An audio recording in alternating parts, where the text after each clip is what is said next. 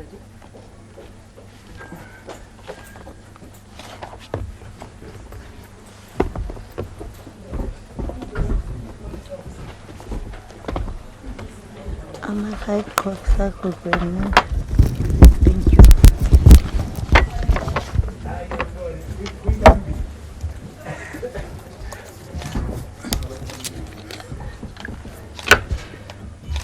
Hello, I'm the Pangwenu. Welcome to Elephant. You will hear some artists. Ubani Kula Wikulu. And Sanji. Mpathiswa namhlanje ngayedwa uhamba u-CEO waseSASSA umama Thamo Mzolo apha khona phakathi kwethu okhona baseSASSA nase-social development ingaphosisana nase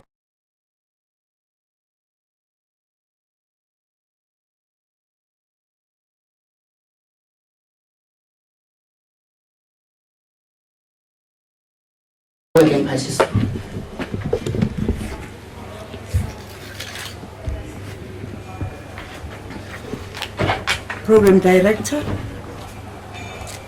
our acting CEO, executives of SASSA and the Department of Social Development, members of the media, ladies and gentlemen, good morning.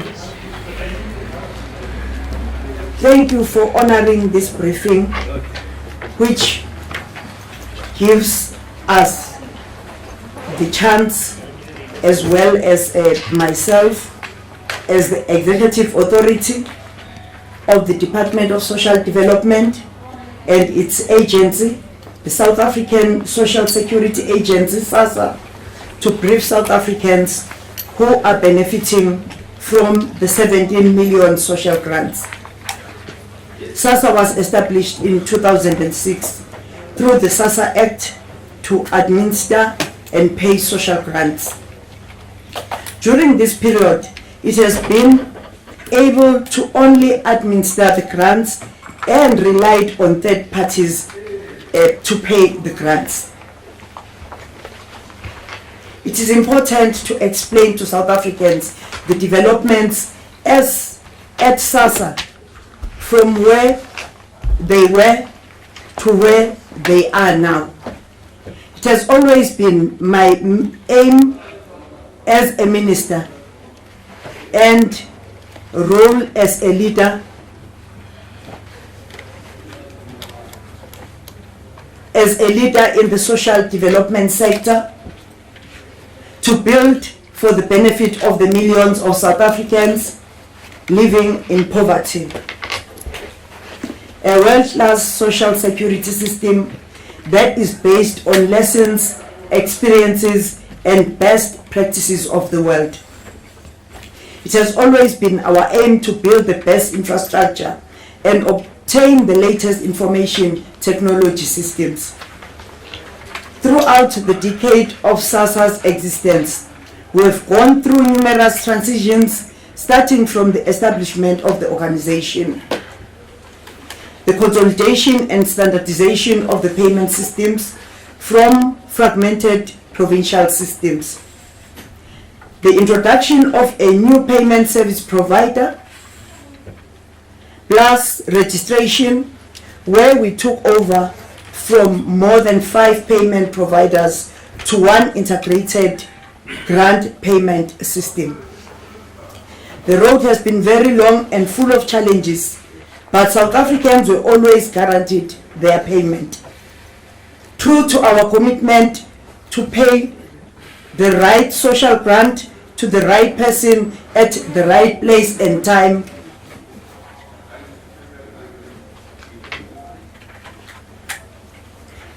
njalo, we will continue paying social grants beyond March 31. Let me repeat. We will continue paying social grants beyond March 31. And on the 1st of April, we will be paying grants.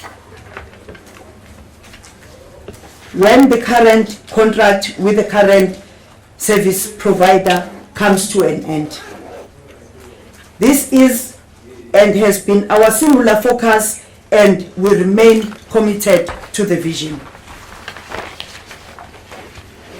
Social assistance is a constitutional right, and we dare not fail in delivering this statutory obligation as mandated by the SASSA Act. Social assistance is at the heart of this government poverty alleviation program and the restoration of the dignity of our people. SASSA is an agency of the Department of Social Development whose sole mandate is to protect children, older persons, and people with disabilities. We are the custodians of every legislation that speaks on the protection and upholding the dignity of all vulnerable groups. I mention dignity and protection because this is the foundation upon which I'm obliged and obligated to make sure that social grant beneficiaries receive their grants with dignity. We come from a very painful past where we have witnessed long queues, deaths, and robberies at pay points. Older persons, majority of them being women, sleeping outside banks just to be first in line to receive their money. We needed a system that will make sure that your status in society does not make you less of a human being. Additionally, the National Development Plan makes specific pronouncements around the role of this program as part of building and developing sustainable nation that guarantees dignity and welfare to all its citizens. The governing party is also committed to radical economic transformation. As mandated by the African National Congress, which is the ruling party, the Department of Social Development and SASSA have 140 billion rand social assistance muscle, which goes directly to beneficiaries that has a potential to help equalize and change the lives of the majority of our people in the country. Currently, the money revolves around the same retailers and leaves communities, the minute beneficiaries,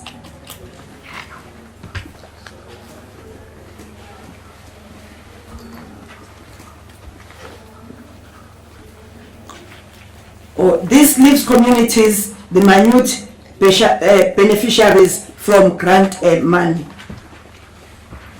This has to change. Fraud and corruption is well documented in cash transfer systems throughout the world, and South Africa is no different. We constantly need to innovate and remain ahead of both syndicates and recipients, working with some of our officials to protect the social grants investment. South Africans, through their taxes, contribute more than 11 billion rand every month, and we must manage this investment with utmost care and diligence. The majority of staff at SASSA understand this and are committed, hard-working and loyal individuals who know that theirs is about putting on the table the most basic need of our people. Our system has seen the worst form of abuse and theft. This is the reason biometric verification must be at the center of recipient authentication, as advised by the Taylor Commission report in 2002. And I will not back down on this requirement. It has saved the fiscus 2 billion and has provided SASSA with an accurate and a secure transition environment.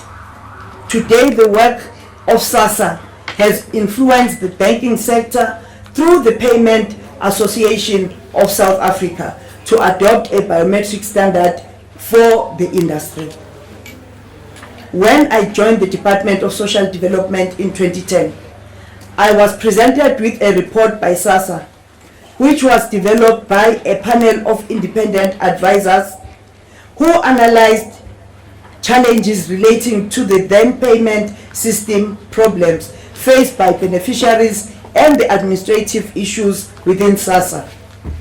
It contributed to the decision of establishing the Ministerial Advisory Committee. And the sole mandate of the committee was to advise the minister on the future payment model for social assistance benefits.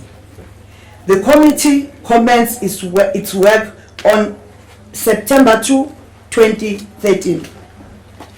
It has to integrate the shortfalls of the old system, investigate the most suitable payment system, and recommend options that can be adopted and adapted for South Africa.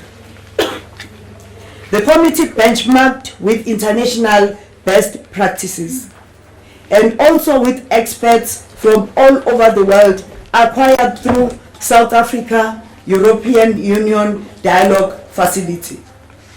They submitted their report in December 2014, which recommended that SASSA should build its own payment system and that work streams should be established to facilitate the implementation of the recommendations of the committee. It further advised that in order to speed up the insourcing process, some members of the advisory committee could be retained. It should be noted that the Ministerial Advisory Committee completed its work long before its prescribed date of completion. By August 2015, in their draft report, the committee had already recommended that it be disbanded in order to speed up the implementation of the recommendations. Ladies and gentlemen, it should be noted that at this time, the tender with Cash Pay Master Services had already been awarded and had been through a tedious court processes with a pronouncement that the tender was constitutionally invalid. In upholding the challenge, the court ordered that SASSA run a new tender process for a period of 5 years and that SASSA must file a report with the Constitutional Court setting out all relevant information on when it would be ready to take over the payment of social grants.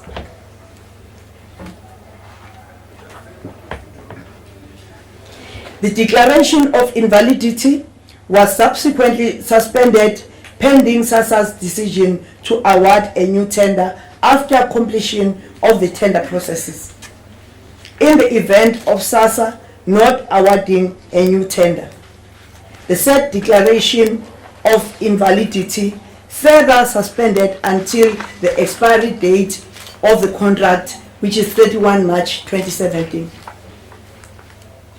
Towards the end of 2014, SASSA advertised the tender as per the court order, with the intention to appoint a service provider for a period of 5 years for the payment of social grants. The new contract would have ended in 2019, at which point, and thus SASSA would have taken over by that period. It should be noted that the tender was adjudicated in October 2015 in line with the Constitutional Court timelines. However, the tender was not awarded due to non-responsive bids.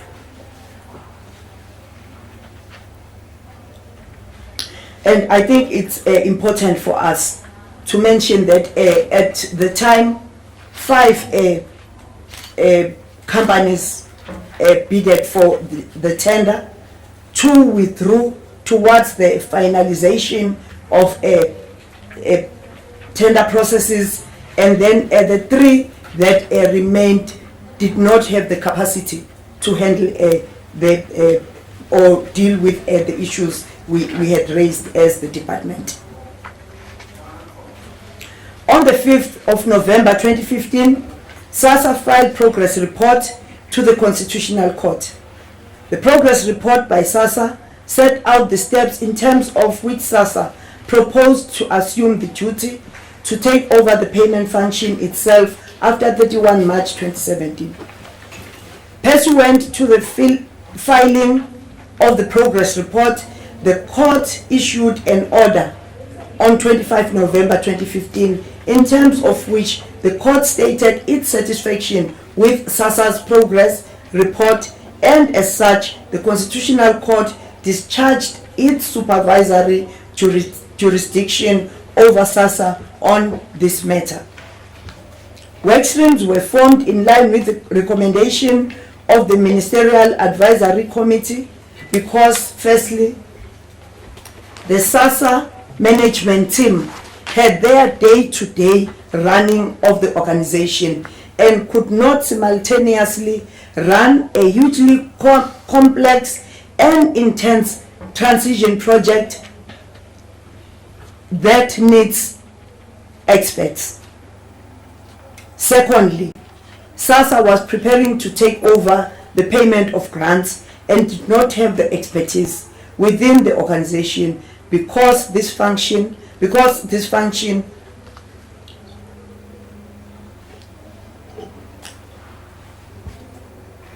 has always been outsourced. The work stream started in August 2016, and they have since flushed out the advisory committee's proposals and developed a project plan and preliminary costing for the project. By end of October 2016, the work streams had issued the first draft report. After due diligence conducted to both the SASSA and the current service provider, the phased approach to the optimal model was recommended. It was through their analysis that we appreciated the complexity of the program and that the initial timelines that were presented to the Concords underestimated the effort and capacity required to prepare SASSA for the insourcing process. Subsequently, legal opinions were sought to advise on possible critical steps to ensure successful payment of social grants come 1 April 2017. And then we have a summary of legal opinions. The first one by Senior Counsel Trent Groove, which says due to that the tender was declared invalid, but invalidity was suspended, SASSA would need to go to a competitive procurement process. However, due to time constraints, SASSA could consider contracting CPS through emergency procurement process. To follow on the latter, SASSA had options of minimizing the extent to which it might enter into an unlawful arrangement with CPS, both in duration and scope. SASSA should apply for National Treasury's prior approval for a deviation from normal bidding processes in terms of paragraph 8.5 of the National Treasury Instruction of 2016-17. That's Treasury Instruction 3. SASSA to seek agreement to an interim arrangement to continue to pay social grants in the same or similar terms that limits the scope of the CPS function. SASSA should file a full discourse report of its interim arrangement to Constitutional Court, National Treasury, and the Auditor General. and we embarked on stakeholder engagements. And then the first engagement was between SASSA, Social Development, National Treasury, and South African Reserve Bank. And we formed a task team. And an interim task team was appointed by the CEO of SASSA together with the Directors General of the Department of Social Development and the National Treasury, as well as the Deputy Governor of the South African Reserve Bank, so as to ensure that there was a smooth transition over the short and medium term. The task team comprised of technical managers from the 4 institutions. The team evaluated the risks associated with transition options which exist for SASSA to ensure that grants are paid on the 1st of April 2017. They sought to outline these transition options, analyze the risk of each, and set out a timeline for the transitional arrangements over the short and medium term. The following transitional options were considered. Option number 1, procuring the service from the existing service provider. Number 2, procuring the service from the bank that services the majority of the beneficiaries. That was a Green Road. Option 3, procuring the services from all banks wishing to comply with SASSA's requirements. Option number 4, procuring the services from all banks that comply with SASSA's requirements for those beneficiaries who have access to banking services, and procuring the services of a service provider for those who are currently receiving their cash from pay points. Option 5, procuring the services of the South African Post Office. Option 6, appointing a new supplier for cash distribution and utilizing the banks for beneficiaries with bank accounts.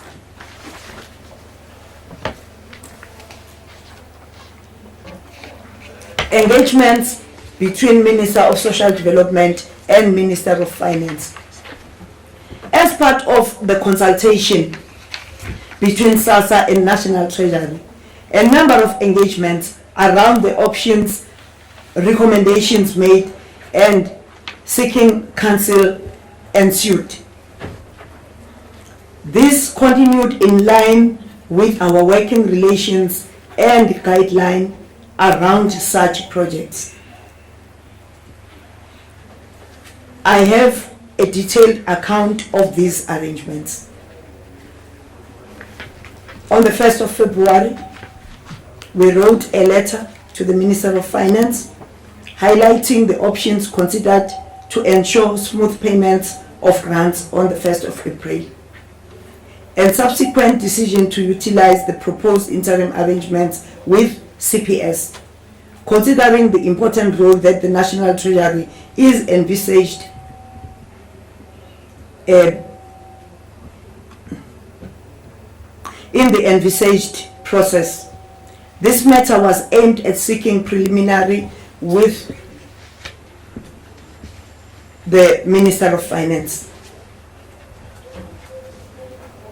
On the same day, the Minister of Finance also wrote to the Minister of Social Development acknowledging the work of the technical team and supporting the option that was proposed by the National Treasury in the task team. The Minister further stated that the National Treasury cannot support the option to use CPS if Constitutional Court approval has not been sought. On the 8th of February 2017, the Minister of Social Development wrote a follow-up letter to the Minister of Finance to clarify the legal opinion of senior counsel and also to further motivate for the rationale for taking decision to proceed with CPS. On 13 February, the Minister of Finance responded to the Minister of Social Development, wherein he acknowledged that the Minister of Social Development holds the sole and primary executive responsibility for the function, and that SASSA has the final decision on this option to utilize from the 1st April 2017 and take responsibility for the decision. Engagements with the South African Post Office. SASSA has worked with SAPO over the years, and we are still working with them presently on some of the projects. In 2010, the agency took a conscious decision to migrate beneficiaries to electronic system payment with SAPO as primary stakeholder. SASSA remains committed to utilize SAPO's over 2,600 outlets as part of the payment vehicle for social grants in transition and future phases. And maybe I should mention here that amongst the 6 options that were put forward by the technical team, we had also SAPO, because people have been leaving out SAPO. And we have also agreed that SAPO will be amongst the first team that will be used, or that will work with us so as to outphase the registration process, which is going to be run by SASSA. And therefore, we are going to work very closely with SAPO. And we've always motivated why it's important to work with the post office. The post office is the agency of the state. And we believe that all departments have to work with SAPO so that we have an agency of the government that is strong, and institutions that deal with finances. And we've also chosen a niche as the Department of Social Development. Council for Scientific and Industrial Research. Over the past 3 years, consistent work has been done to prepare for the payment function in sourcing. Through government-to-government collaboration, SASSA engaged the services of CSIR to conduct research on various elements of the payment process, including the feasibility assessment, status quo analysis of the payment process in South Africa, and investigation towards development of biometric standards. To date, based on the foundations of the work done by SASSA and CSIR, South Africa has a biometric standards for the banking industry. The Department of Home Affairs. SASSA has an ongoing relationship and engagements with the Department of Home Affairs, in particular with regard to identity verification and authentication through the population register and harness. Through this process, SASSA has been able to share with Home Affairs the biometrics of children.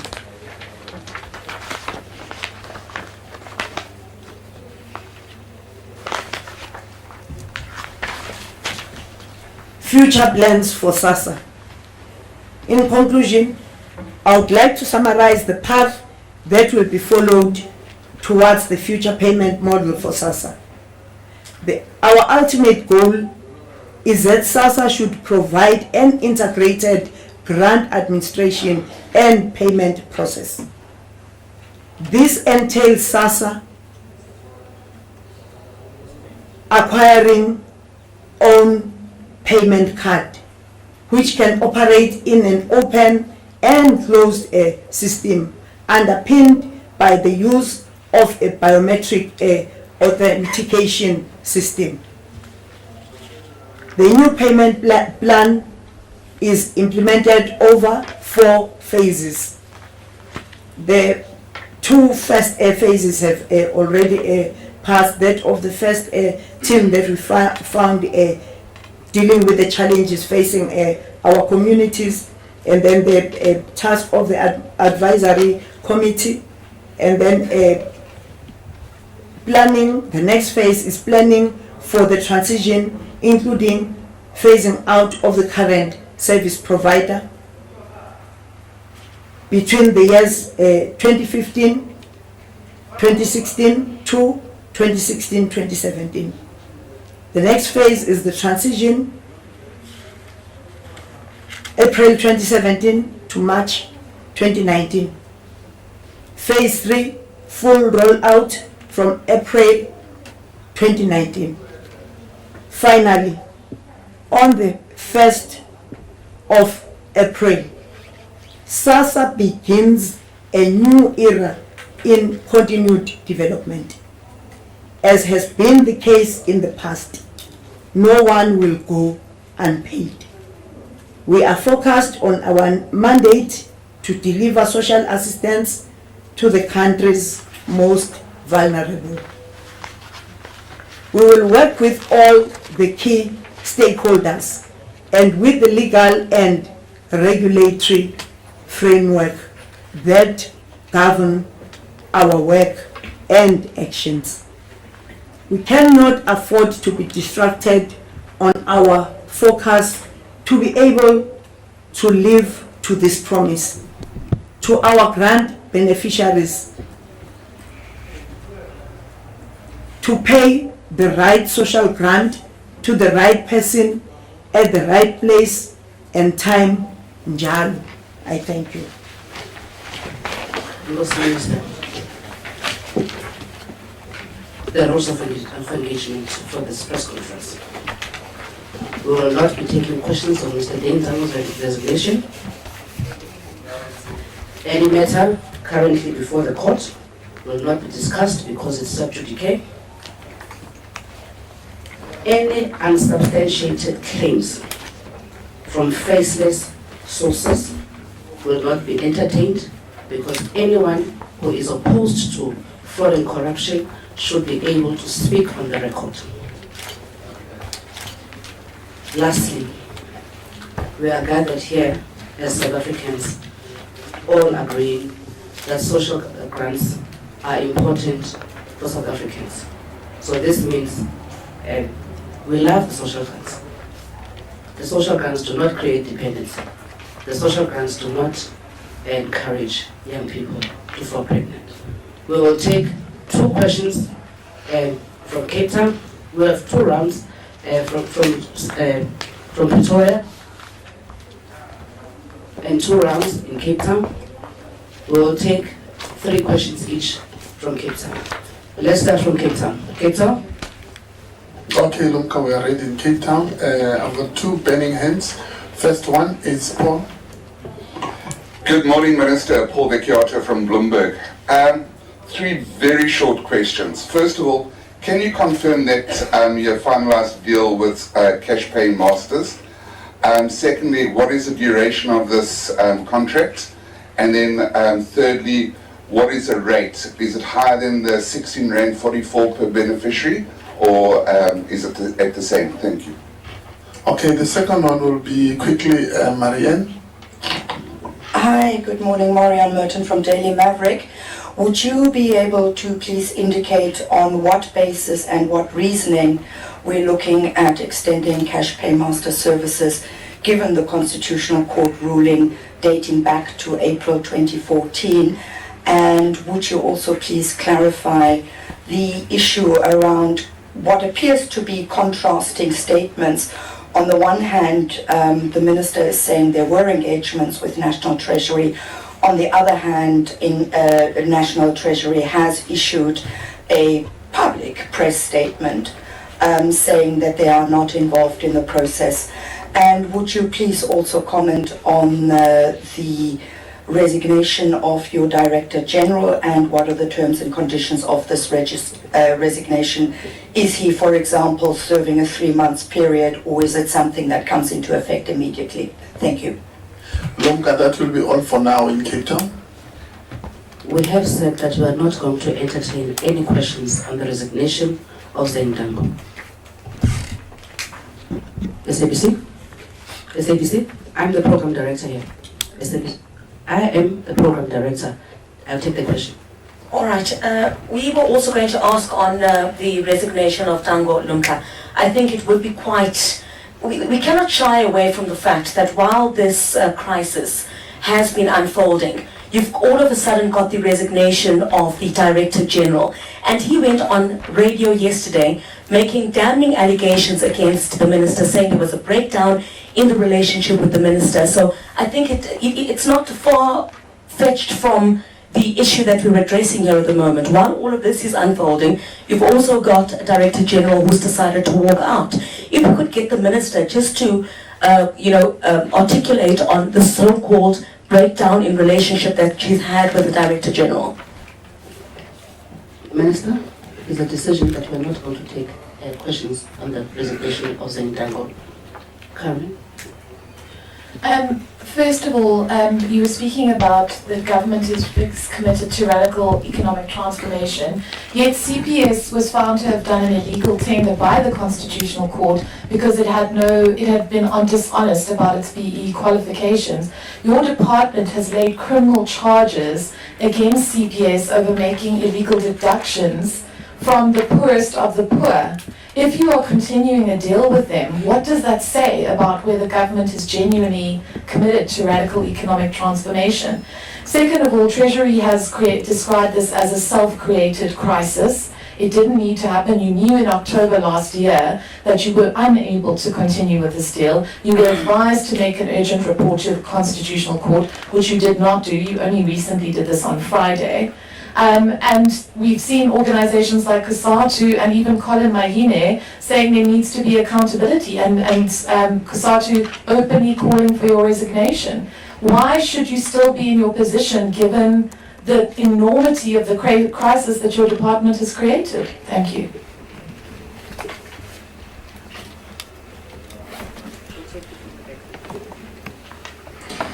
Good morning, Basitana from ANN7. Should the procurement of the existing provider not be successful, how safe will it be for those who will be collecting the grants and those who will be transporting the grants through the different other 6 mediums that the Minister has made mention of? Minister, please take the questions from Council. Thank you very much, Program Director. Maybe I should allow Zodwa. Is the CFO around? The CFO, and then we will answer if there are remaining questions. But about Mr. Dango. Mr. Dango is well respected within the sectors of social development. And then I'm not going to come here and discuss his issues. We are going to discuss them internally and then we'll take the process forward. But here, I'm not going to discuss anything about him. If he wanted to make allegations or explain to the media, that was his choice. And that is not how I work with people. And then secondly, I think we all know that we don't join, or I did not join the ANC to be a minister. In the ANC, you are appointed by the president. And if you are not performing well, again, he asks you to recuse yourself so that those that are still fit or would perform better under the circumstances would be given an opportunity to serve. But it must be clear that no one joins the ANC to be a minister or whatever position. So I never joined the ANC to be a minister. It should not be taken as if when I'm no longer a minister, it would mean the end of the world.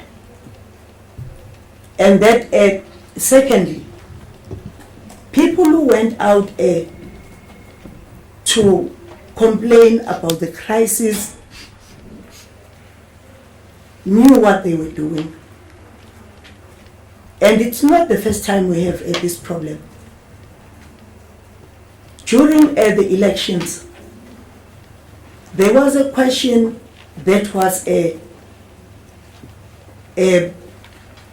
defined in a particular way.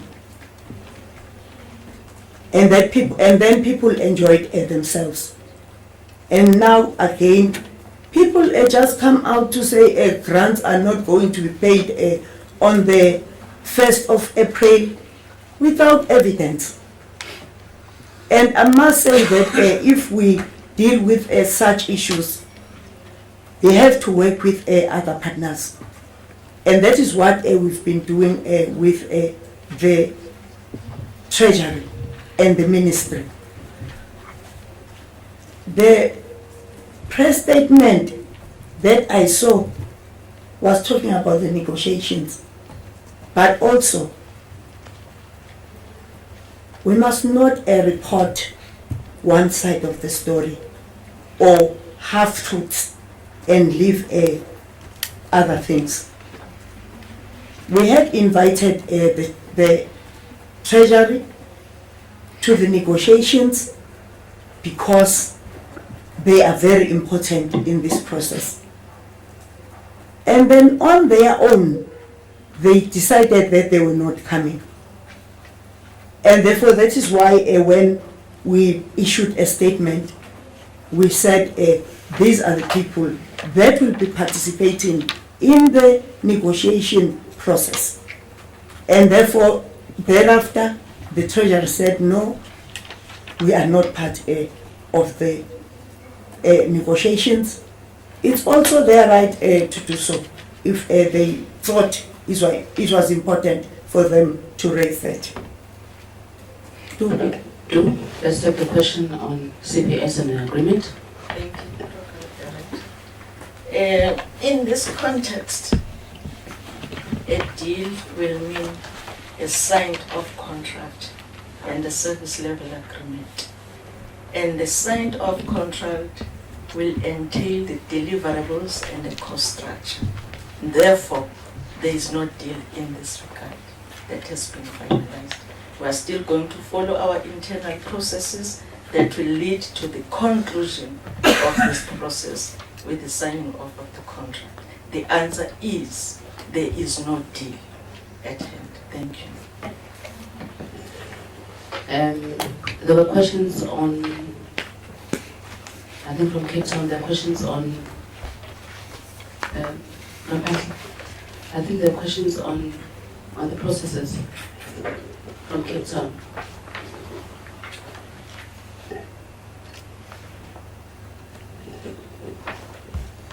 Maybe we can, okay, it's fine. Let's take more questions in Pretoria.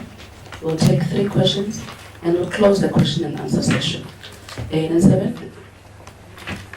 Thank you, Ms. Oliphant. Good morning, Minister. I wish to draw your attention to part 1.2 of your explanation. The Minister highlights the conversations between the Minister herself and the Finance Minister, Mr. Pravin Gordhan. I wish to ask, Minister, do you feel unsupported by Minister Pravin Gordhan because you wrote to him twice and he responded with decline and seemingly unhelpful? So my question is, do you feel that he was unsupportive to you and the department and the potential crisis that you are going through? We're also aware that you are one of the ministers who did not give Mr. Pravin Gordhan a standing ovation at the budget speech. So my question is there conflict between you and Mr. Pravin Gordhan, or do you just feel unsupported by him and the Treasury and the Finance Department? Thank you, Minister. You've had your hand up, and we'll take you as the last question for the briefing.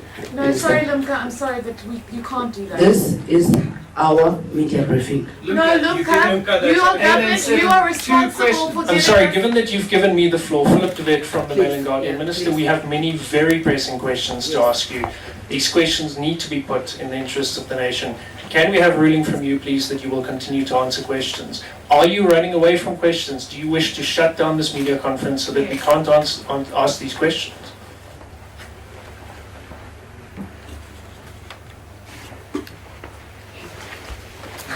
Warren Thompson from MoneyWeb. We'd just like to state our objection to not being able to ask questions on the resignation of your DG Zane Tango. If I've understood what's happened here correctly, we had that announcement that you had reached a deal with CPS after 3 days of negotiations. Now you're telling us there's no deal with CPS. As far as we understand it, the department cannot pay social grants at the end of this month without the deal with CPS. So can you just clarify how's this deal going to get done, and if you don't reach an agreement with CPS, how are the grants going to be paid after the end of this month? Thank you. Please clarify the question. The answer, please. May I clarify again? I said the deal in this context. Your mic's not working. Sorry, Lumka, may she kindly use Maybe the use the mic? other mic. No, there's a two microphone. Thank you, thank you. May I clarify again? I said a deal in this context will mean the signing of a contract and a service level agreement. That has not happened to date. That's why I'm saying the internal process will unfold that will ultimately lead us to the signing of that. So what I'm saying currently, we have not signed off, and therefore there is no deal in that context. Thank you. Minister, can you please respond to the questions before you? I don't want to respond to questions of people who want to impose themselves on us. I really think if people want to ask questions, they can ask them, but what the nuances and everything that follows the suggestions are not helping all of us, because we are here to explain to the nation about the 1st of April. And it should be clear to all of us here that on the 1st of April, we are paying grants. And the most important people in this whole thing are our ordinary grant beneficiaries. They will get their grant on the 1st of April. And we are sure about that. And we are still busy with the processes of the government. And we're not going to come here and preempt those processes. When the right time comes, we will come and talk about the stages we've gone through. Yesterday's meeting where we reported about progress, and then when we are all satisfied about progress, we will report on the matter. And then standing ovation. I think people must be really fair. When usually malicious people do what suits them. I stood up there, clapped, and sat down. And therefore, whoever took that photo wanted to show that. And unfortunately, South Africans discuss non-issues. The standing ovation and clapping of hands, could this be discussed by the whole country and occupy corridors and high offices? I really feel that in this, together with my other colleagues, we were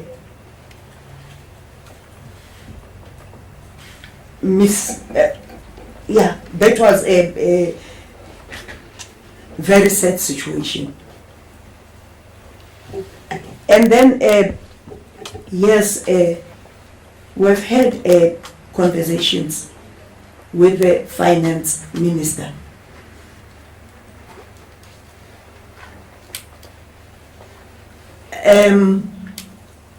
We also had a meeting yesterday, and what I saw is that the minister will continue working with us. Never mind other things, letters, because they've also been leaked. What is said, am I? Lumka? Minister is on the floor. Can she be respected while she's speaking? She's talking and you are putting up your hands while she's talking. Because you didn't We have noted you. Sorry, Lumka, I feel from the ENCA reporters, I asked a question. The reporter, the minister is responding to me.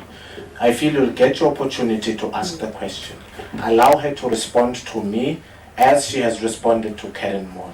So after the response, you can raise your hand, but just allow me to get my answer. Thank you. I think let's clarify this once again. The minister has said she will not be answering to people who have come here with their own motives. She is saying that she will answer when all the questions that she has answered. After this question, we are going to close the briefing because at 10, the JCPS cluster must brief. Okay, we've exchanged correspondence with the minister, and there are areas where we wanted or where we had to highlight our call as the Department of Human Rights